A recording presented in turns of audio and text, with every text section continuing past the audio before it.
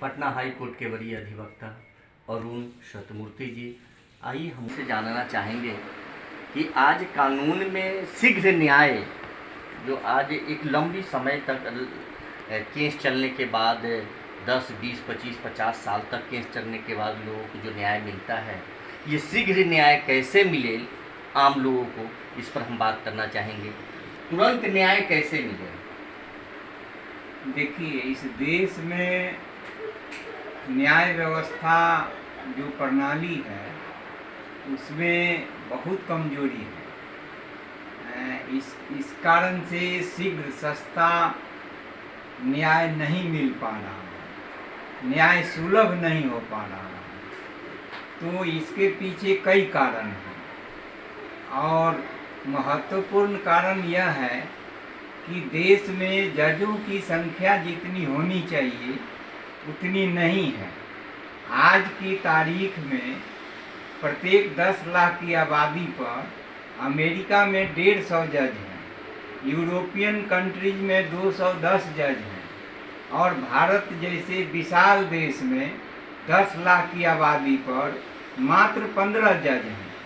तो केसों का निष्पादन नहीं हो रहा है, बहुत देर लग रही है, पीढ़ी दर पीढ़ी खप जा रही है और केस का निष्पादन नहीं हो रहा है। इसके पीछे जजों की संख्या ये एक कारण है। दूसरा कारण है कि जजों को बनाने के लिए जो सिस्टम बनाया गया वो सिस्टम पूर्ण नहीं है। कॉलेजियम सिस्टम शुरू में तो ठीक लगा, क्योंकि जिनका चयन होता था कॉलेजियम के माध्यम से वो अच्छे लोग और तेज तर्रार लोग वकीलों के बीच से चुन करके उनका नाम जाता था। लेकिन अभी आज की स्थिति में उसमें कई प्रकार की शिकायतें आ रही हैं।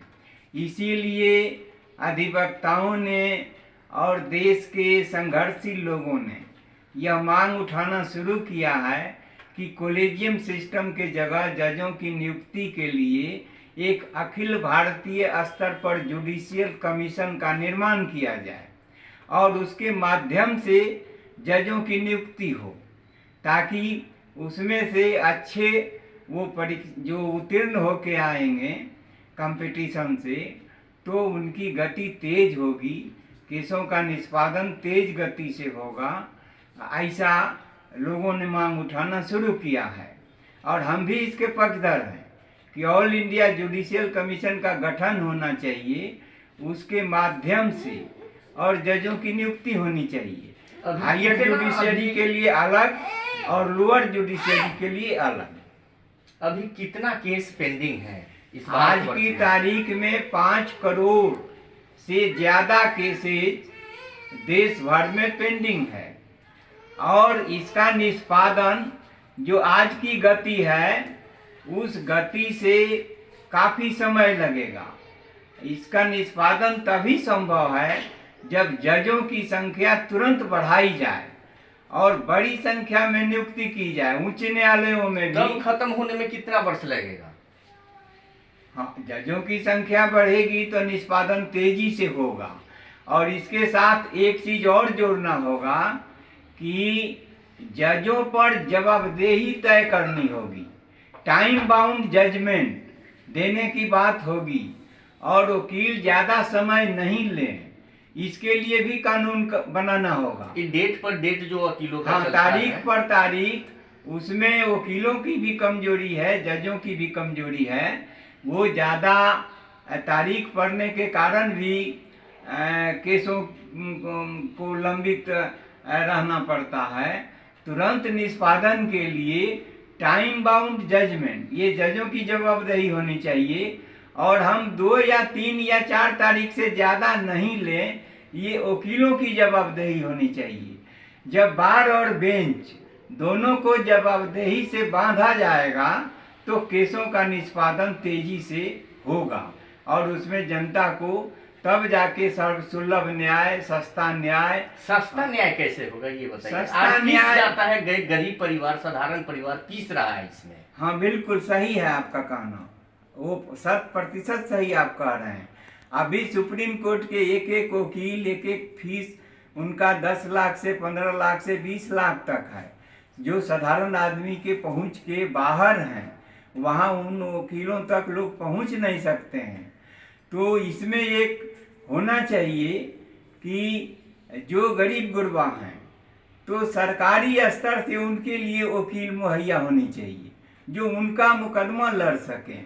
जो अपने बल पर नहीं लड़ पाते हैं, कचहरी तक नहीं पहुंच पाते हैं, न्याय नहीं पा सकते हैं, तो उन लोगों के लिए भी एक न्याय प्रणाली में सिस्टम डेवलप होना चाहिए। और ये केंद्र सरकार और राज्य सरकार दोनों को मिल करके इस पर चर्चा करके और कोई नई व्यवस्था का निर्माण करना चाहिए। हाई कोर्ट सुप्रीम कोर्ट में एक एक जज का फीस 10 लाख 15 लाख 20 लाख 25 लाख रुपया है। तो क्या वो उतना फीस एक साधारण एक गरीब परिवार के लोग अपने न्याय के लिए उतना फीस दे पाएंगे? अगर नहीं दे पाएंगे तो क्या उनको न्याय मिलेगा? नहीं, वो नहीं दे पाते हैं, कहाँ से देंगे?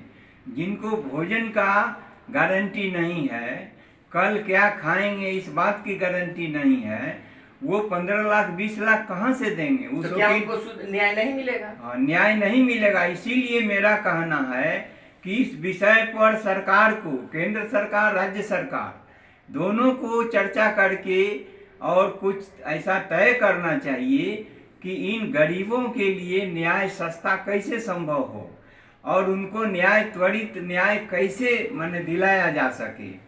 बरसों तक कोर्ट कचहरी के चक्कर में दौड़ते दौड़ते और बहुत लोग तो थक हार के छोड़ देते हैं।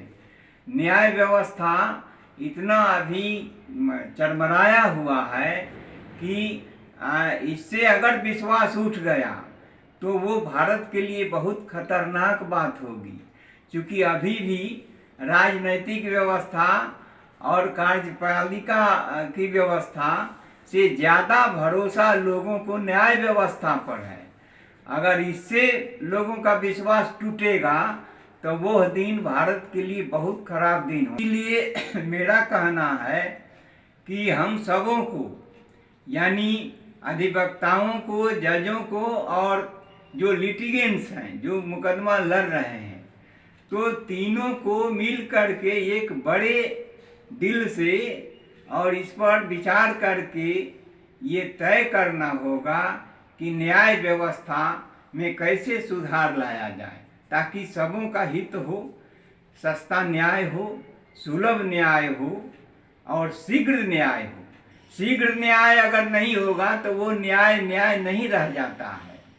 मैं अरुण सत्यमूर्ति पटना उच्च न्यायालय में अधिवक्ता हूँ और सेंट्रल गवर्नमेंट काउंसिल हूँ। आज की तारीख में मैं आपको इस कार्यक्रम के लिए हृदय से धन्यवाद करता हूँ।